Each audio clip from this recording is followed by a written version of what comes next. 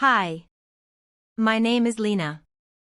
And a few weeks ago, I was supposed to get married. I was supposed to walk down an aisle in a long lace gown, surrounded by friends and family, with violins playing and flower petals in the air. I was supposed to smile, cry, say I do. But none of that happened.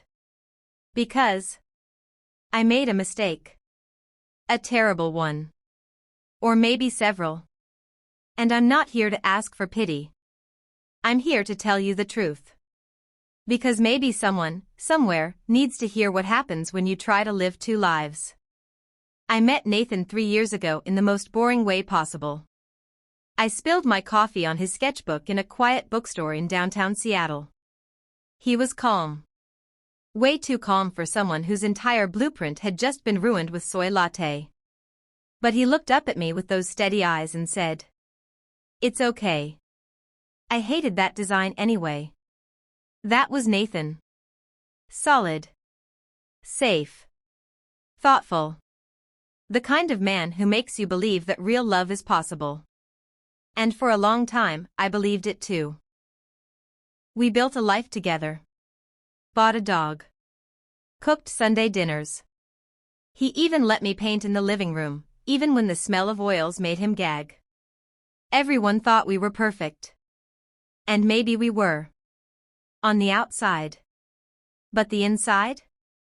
That's where things start to rot. I should have been honest. About who I was. About the scars I carried. About the part of me that never truly felt like I deserved something good.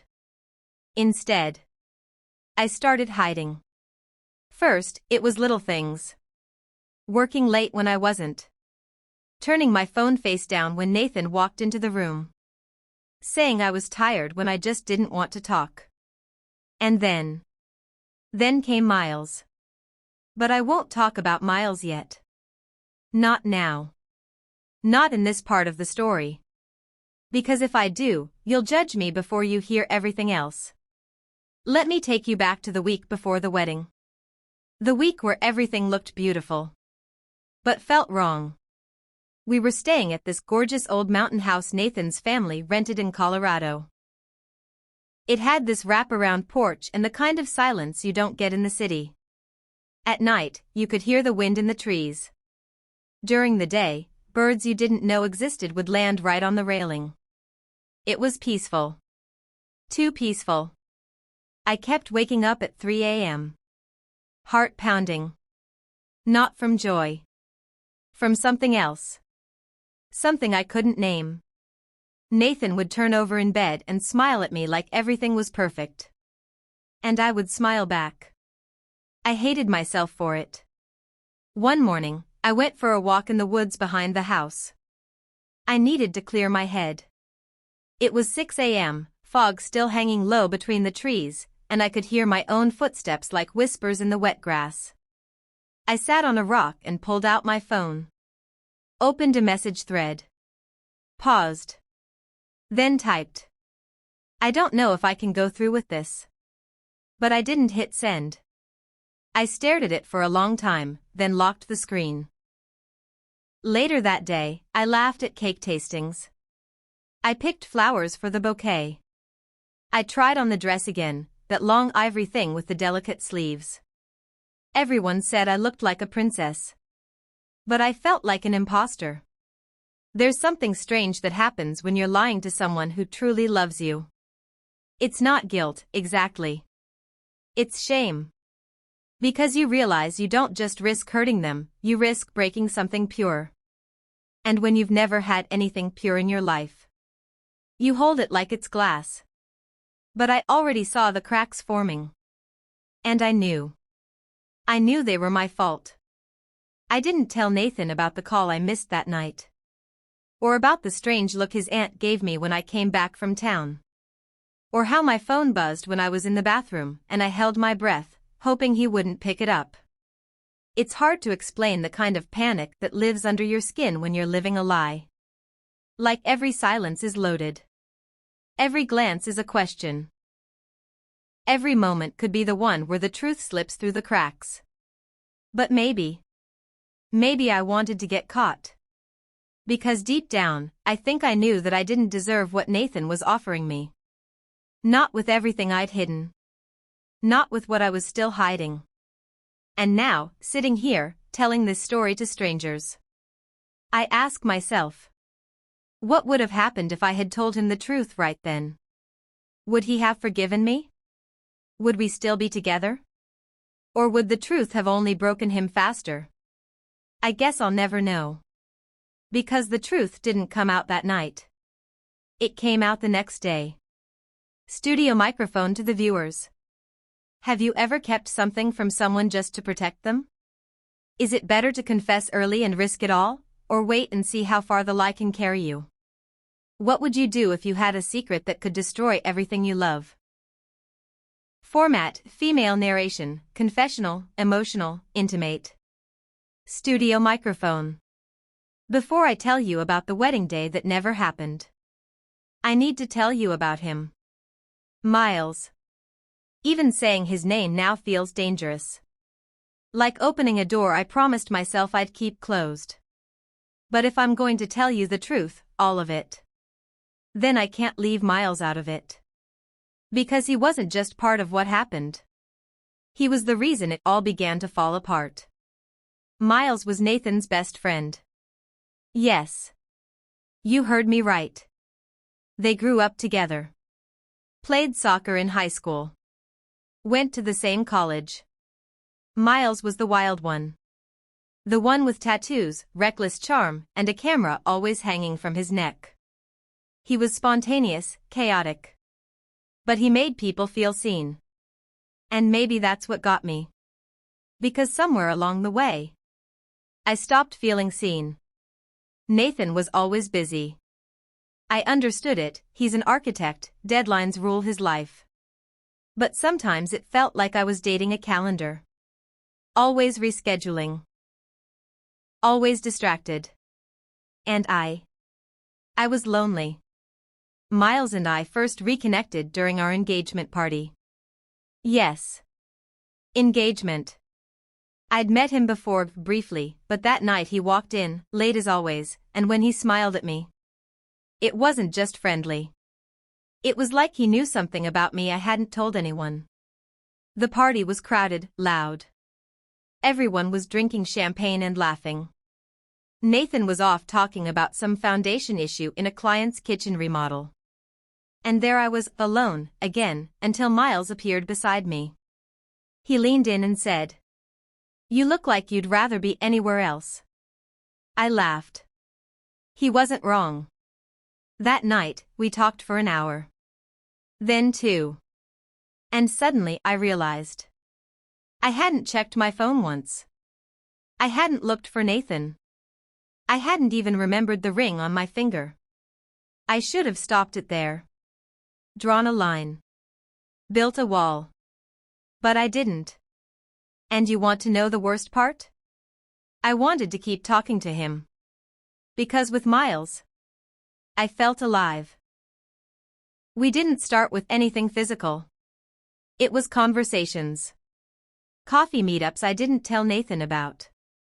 Long messages about art, music, regrets. Miles would send me photos he'd taken, of city streets, of people laughing on subway platforms, of light through broken windows. They were beautiful. Raw. Imperfect. Just like how I felt inside. At some point, I realized I was living 2 lives. In one, I was Lena, the soon-to-be wife, planning floral centerpieces and picking out napkin colors. In the other, I was Lena, the woman who smiled at her phone when she got a message from someone who wasn't her fiancé. And for a while, I thought I could balance both. But that's the thing about secrets. They grow. They tangle around your choices. Until one day, you can't tell where the lie ends and you begin. The first time Miles touched my hand, just a brush of fingers when he handed me a coffee. My whole body froze. And when he didn't pull away, neither did I. I didn't kiss him that day. But I wanted to. God help me, I wanted to. The next time we met, we were sitting in his studio, surrounded by photos and chaos. And that's when he took a picture of me, just me, no makeup, messy bun, sitting cross-legged on the floor. He looked at the screen and whispered, "You've never looked more real than you do right now." And I broke. It wasn't physical, not yet. But emotionally? I was already his. In ways I never admitted, even to myself. I told myself I could stop. That I could walk away before it went too far. That Nathan would never know. That it was just a phase. A distraction. But love, or maybe obsession, doesn't work like that. It seeps in. Quiet. Slow. Until suddenly, you're drowning in it. And still. I kept planning my wedding. Still smiled in photos. Still said I love you every night to Nathan. Still held his hand and helped him pick a tie for the big day. But inside, I was slipping. And I knew something was going to break. Studio microphone to the viewers. Is it still cheating if nothing physical happened? Can two people really love each other and still hurt each other this badly? Have you ever felt seen by someone who wasn't yours to fall for? There's a moment in every lie. When the walls start closing in. You think you've got everything under control. You think you're balancing perfectly. You think no one can see the cracks. And then, one day, they all walk into the same room. It was supposed to be a simple evening. An art show. I was invited as one of the featured artists, a few of my paintings hung near the entrance. Nathan was proud. He'd been telling everyone for weeks. My fiancée is incredibly talented. She's finally showing again. And he meant it. That's the part that still hurts. He meant it with his whole heart. But I wasn't just nervous about the crowd. Or the critics. I was terrified because I knew Miles would be there too. He had a piece in the photography section, a haunting black and white series of abandoned buildings. He told me he'd submitted them months ago, before we ever crossed a line. I believed him. I wanted to believe him. Because the alternative? The idea that we'd both chosen to be here, tonight, pretending like we didn't know each other the way we did? It made me sick. Nathan held my hand as we walked in. He looked so happy. I remember his exact words. "Tonight's about you, Lena. You deserve this." I wanted to disappear. The gallery was beautiful. Candlelit. Soft music floating in the background. People sipped wine and whispered about tone and form and symbolism. But all I could think about was where Miles might be standing. And then, I saw him. Across the room. Leaning against the wall, camera in hand, talking to a couple I didn't know. He hadn't noticed me yet. But the second our eyes met, it was like the air got thinner. He gave me a small nod. No smile. Not a greeting. Just acknowledgement. And something passed between us. Something Nathan didn't see. But someone else did. Nathan's aunt, Rachel. She was watching us. And for a second, I swear, she tilted her head as if she felt something was off. I looked away quickly. Pretended to admire a sculpture.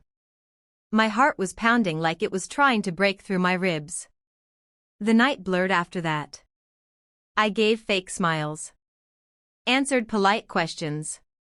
Tried to avoid both Miles and Rachel. But fate doesn't care about timing. It doesn't care what you're ready for. At one point, Nathan went to get us drinks. And I stepped outside. I needed air. The gallery's balcony overlooked a small garden, twinkling fairy lights strung between the trees. It was quiet there. Too quiet. And then I heard footsteps behind me. Miles. He didn't say anything at first. Just stood beside me, looking out into the dark. Then he said, "You look different tonight." I whispered, different how? He paused. Like you're about to run. I didn't know what to say. I was afraid of my own voice. So he added. I shouldn't have come, should I? I shook my head. I don't know anymore, I said. We stood there for another 30 seconds. No touches. No drama. Just silence. But silence, when it's charged like that, can scream louder than words. Suddenly, the door behind us opened. Nathan. He walked toward me, holding a glass of wine in each hand, smiling. Then he saw Miles. And something in his expression shifted. Just a flicker. But enough. He asked, you two know each other? Miles answered before I could. We've crossed paths a few times. Small world, huh? Nathan chuckled. That's Seattle for you. He handed me the wine, kissed my cheek, and turned back inside. But before he left, he glanced at Miles again. Longer this time. And I felt the walls tighten. That night, I barely slept. I lay next to Nathan, staring at the ceiling, his arm around me like a promise I didn't deserve. And I thought. What if he knows something? What if Rachel says something? What if I'm not as good at hiding as I thought? They say guilt is a weight. But in my case, it was quicksand. The more I tried to stand still, to hold it together, the faster I was sinking. And Miles? He was part of that quicksand. But I couldn't stop reaching for him. Studio microphone to the viewers. Have you ever been in a room with two people you're lying to, one with your words, the other with your silence? Is it worse to be dishonest, or to pretend something never happened? What would you have done if you were me that night on the balcony? They say the night before your wedding should feel magical. A celebration. The calm before a beautiful storm. But for me? It felt like standing on the edge of a cliff.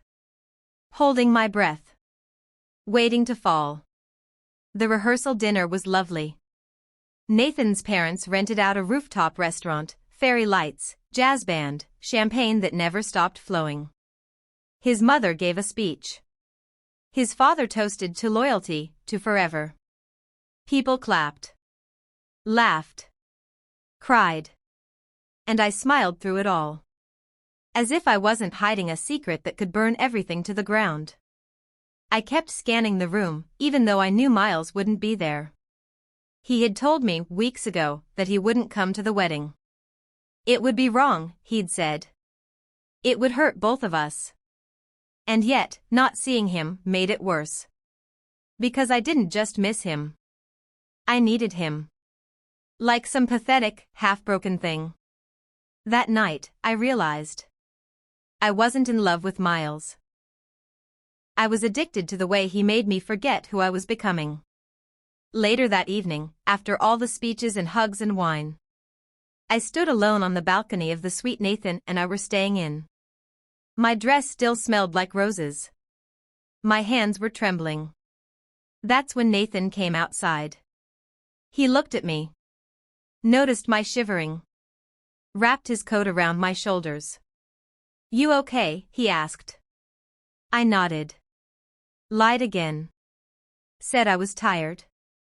He just smiled and leaned his forehead against mine. Tomorrow, we start forever. And in that moment, I almost told him. I opened my mouth. The truth was right there, sitting on my tongue. My chest was tight.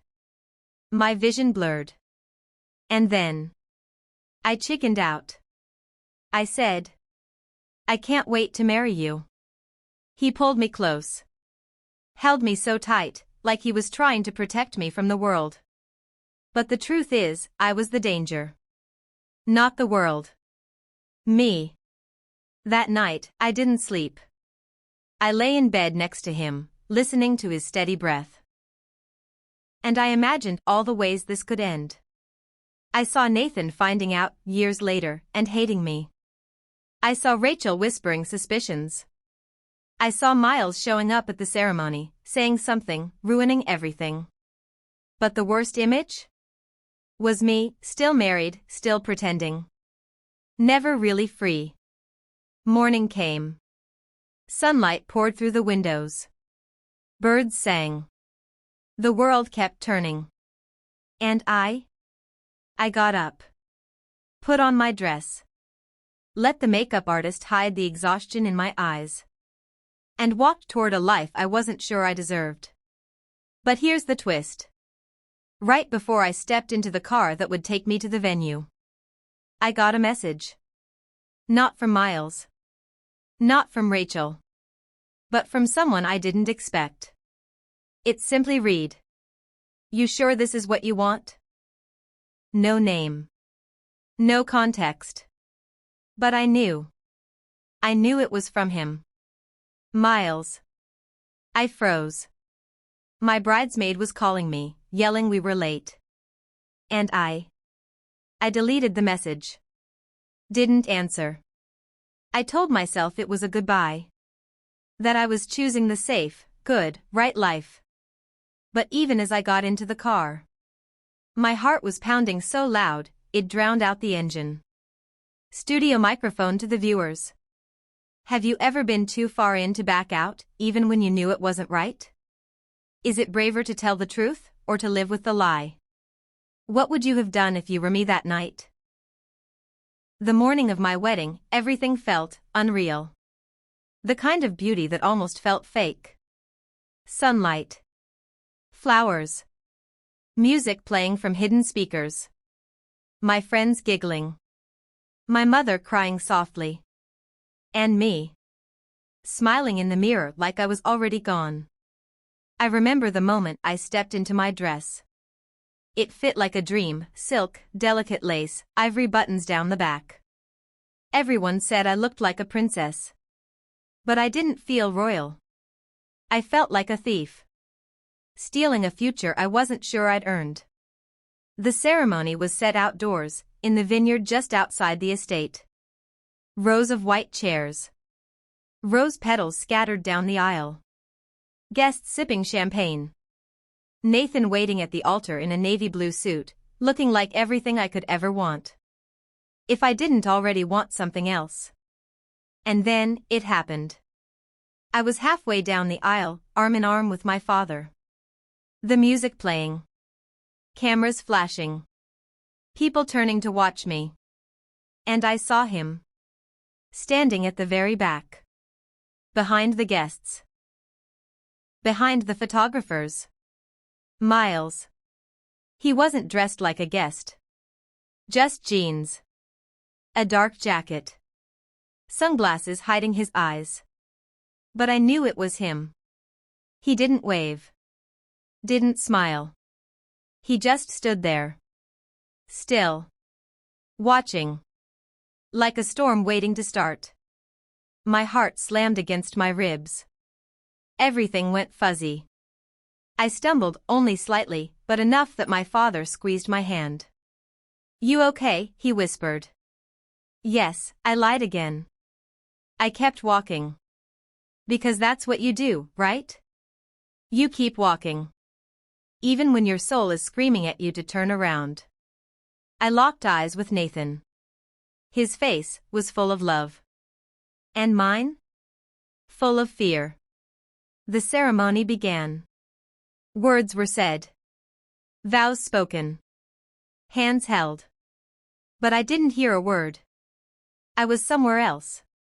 Watching Miles watch me. Watching my future unravel. Then came the part where the officiant said, "If anyone here knows of any reason why these two should not be joined in marriage, speak now or forever hold your peace." Time slowed. My throat closed. The wind seemed to hush. And I waited. For Miles to say something. Anything. But he didn't. He just turned and walked away. I almost screamed. Almost ran after him. Almost broke it all right there. But I didn't. I said, "I do." And the moment those words left my mouth, I felt like a ghost. The rest of the day was a blur. The photos. The dinner. The dancing. Everyone said I looked so happy. So lucky. So in love. But inside, I was falling apart. Later that night, after the guests had gone home, Nathan and I returned to the honeymoon suite. And as he stepped into the bathroom to shower, I checked my phone. One message. From Miles. You looked beautiful. I hope you're happy. I won't bother you again. I sat on the edge of the bed, reading it over and over. And then I cried. Not loud sobs. Not wailing. Just quiet, broken weeping. The kind of cry that comes when something inside you dies. Studio microphone to the viewers. Have you ever made a choice you couldn't take back, even if your heart screamed no? If you were Miles, would you have stopped the wedding? What would you do if the person you loved let you go, without a fight? They say honeymoons are magical. Ours was set in a villa overlooking the Amalfi Coast. Turquoise waters, lemon trees, fresh seafood. And me, pretending to be the happiest woman alive. Nathan was wonderful. He held my hand in every photo. Woke me with kisses. Told me stories while we drank wine on the terrace. But all I could think about was Miles. His silence. His message. I won't bother you again. It echoed louder than the waves. I tried to push it away. I really did. But guilt has a funny way of traveling with you, like invisible luggage you never unpack. At night, I'd lie beside Nathan, listening to him breathe. And I'd feel like a fraud. His wife. But not his. One evening, as the sun dipped behind the cliffs, Nathan turned to me and said, "You've been quiet. Are you okay?" I smiled and nodded. Lied again. And that lie, like all the others, carved a deeper crack in my soul. The next day, while he napped in a hammock, I walked down to the shore alone. Barefoot. No phone. No plans. And I cried. Big, angry tears. Because I wasn't just sad. I was furious. At myself. At Miles. At the timing. At the universe for putting the right man in front of me, too late. I threw a rock into the sea and whispered, "Why didn't you stop me?" But the ocean gave no answer. That night, I dreamed of the city again. Of the studio. Of Miles sketching me, laughing, teasing, kissing me like the world was ending. And I woke up choking on the tears I didn't get to cry. Nathan noticed. Bad dream? No, I said. Another lie. How many before I drowned? I started checking my phone when Nathan wasn't around. Scrolling through old messages from Miles. Photos I should have deleted. Voice notes that still made me shiver. One said, "You make me want to be better." I replayed it 5 times. 10. More. What did it mean now? Then one day, I caved. I texted him, "Are you okay?" And then I waited. For a minute. For an hour. For a day. No response. He meant what he said. He really was gone. Nathan noticed my mood shift again. Tried to fix it with laughter. With food. With expensive things. But the only thing I wanted, the one thing I couldn't have, was Miles. By the last day of the honeymoon, I could barely hold the smile anymore. The villa felt like a cage. The sea, like a mirror to everything I was hiding. We flew home in silence. And when we landed, I made a vow, not to Nathan, but to myself. No more lies. But even that wasn't entirely true. Studio microphone to the viewers. Have you ever wanted to go back in time just 1 week? 1 hour? One choice? Is it betrayal if your heart still belongs to someone else, even if you never touch them again? Would you stay in a marriage built on guilt? Or walk away and risk everything? Coming home should have brought comfort. Our apartment was still warm. Familiar. Nathan's toothbrush still leaned against mine. Our wedding photo still smiled from the mantel. And yet, I felt like a stranger in my own life. Nathan slipped easily back into our routine. Coffee. Kisses. Dinners with friends. He called me his queen, posted our wedding photos. And everyone online called us goals. But if they only knew. Inside me, something had changed. A quiet ache had taken root. Not for passion, but for truth. And truth, when ignored, starts making its own noise. One afternoon, I went to a gallery showing. Alone. It wasn't planned, I just walked by and felt pulled in. Drawn to a painting in the window. It was one of Miles's. I knew it immediately. His strokes. His palette. His soul were all over it. I stepped inside. And there he was. Miles. Standing at the back. Older, yes. Thinner. But still him. My heart clenched. He hadn't seen me yet. For a second, I considered leaving. Pretending I hadn't seen him. But something kept my feet planted. And then, he looked up. Our eyes locked. He froze. So did I. And for a moment, time folded in on itself. Like we'd never said goodbye. He walked toward me slowly. Carefully. I didn't expect this, he said. Neither did I whispered. We stood there, surrounded by color and silence. And I realized something terrifying. I had never stopped loving him. You look different, he said softly. Married, I replied. He gave a faint smile. Yeah. I saw. So he had looked. I wanted to tell him everything. How miserable I was. How often I dreamed of him. How wrong it felt to wear a ring that didn't come from his hands. But I said none of it. Instead. Your work is beautiful. You inspired most of it. We stood in front of one piece together. A woman curled in on herself, half in light, half in shadow. She looks trapped, I said. She is, he replied. But she painted her own prison. It hit me like a slap. He wasn't just talking about art. Then he leaned in, just enough for me to hear. I'll never love anyone the way I loved you. But I won't be your secret. He turned and walked away. I didn't call out. Didn't chase him. Because deep down, I knew he was right. That night, Nathan made reservations. Expensive dinner. Fancy wine. And all I could think about was a painting in a gallery. And a man who once made me feel free. After dessert, Nathan took my hand. Let's start planning the next chapter. A baby, maybe? My throat went dry. I smiled. But inside. What do you do when love returns, uninvited but undeniable? Can a single encounter reopen wounds you thought had healed?